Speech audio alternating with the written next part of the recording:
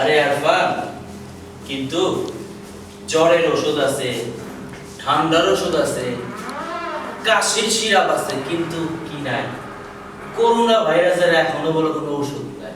একদম ঠিক কথা। যদি একসাথে লোক মারা যায় তাতে একটু সন্দেহ হয় দোস্ত। কি জানি বাপু, দেশের যে কি হলো, রাস্তাঘাটে কত মাস্ক পরে থাকা ভয় লাগে, যেন আবার কোনো মা কোনো বাবা কে মাটি চাপা না দিতে পারে।